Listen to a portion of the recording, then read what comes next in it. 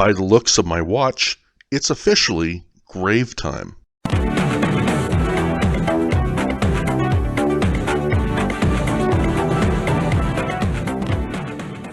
Greetings and salutations, history seekers.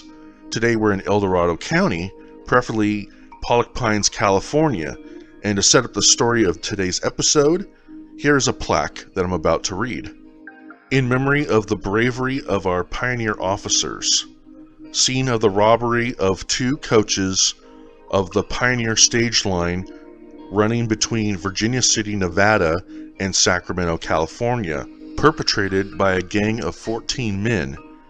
8 sacks of bullion and a treasure box were taken. The leader of the gang represented that the money was to be used for the purpose of recruiting for the Confederate services. In an attempt to capture the bandits, a battle took place at Somerset in which Deputy Sheriff Joseph Staples was killed and Deputy Sheriff G.O.C. Ranney badly wounded. Thomas Pull, one of the bandits, was captured on September 29, 1865, was executed at Placerville. The 2 coaches were driven by Ned Blair and Charles Watson. This plaque was marked by the Placerville Parlor of Native Sons and Daughters, Placerville, California, on September 9th, 1916. Now I'm driving through downtown Placerville, and here I want to show you not only just the place where Thomas Poole was executed, but I also want to show you another plaque. I'm not going to read it because it's basically the same information, just a few more tidbits. Now, the place of Thomas Poole's execution is at Hangman's Tree, which is a California Registered Historical Landmark number 141. Thomas Poole was later tried and convicted of the murder of Deputy Sheriff Joseph Staples. He was executed here at Hangman's Tree in Placerville, California on September 29, 1865. This nearby plaque tells the story of Hangman's Tree.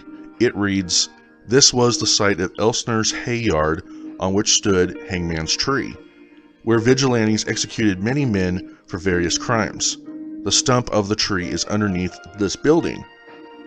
The plaque was placed here in 1934, May 31st, by the Marguerite Parlor, number 12, Native Daughters of the Golden West, and Placerville Parlor, number 9, Native Sons of the Golden West."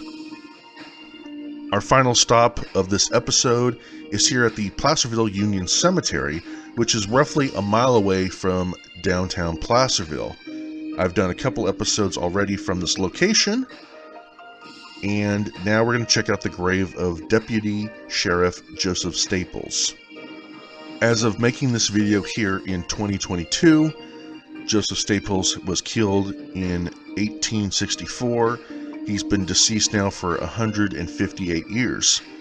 Now, here in this location, not only does he have an upright tombstone, but there's also a flathead tombstone down below, which was dedicated by the Dorado County Deputy Sheriff's Association and Law Enforcement Associates. In part of doing this video about Deputy Sheriff Joseph Staples, not just for the history, because that's important, but also to honor and respect those in law enforcement. I have members of law enforcement in my family. My mom was employed by the California Highway Patrol. My dad is still working for the Sacramento County Sheriff's Department. I have an uncle who's retired from the Napa Police Department, and my cousin is still employed by the Anaheim Police Department. I pray for their safety all the time, for wisdom, and for strength. However, I understand that there are people that use the badge in a negative way, and that is not okay. But for those that use it in a positive way and do their job correctly, God bless you for that. As always, thank you so much for watching this episode of Grave Time. Make sure you subscribe if you haven't. Make sure you hit the notification bell so you can be in the loop of the next Grave Time adventure. Also, hit that thumbs up. It helps with the whole algorithms and all that jazz on YouTube. It brings people into my inner circle who may not even have ever heard of my channel before. Thank you everyone for spending time on this grave time adventure with me. God bless you all and see you next time.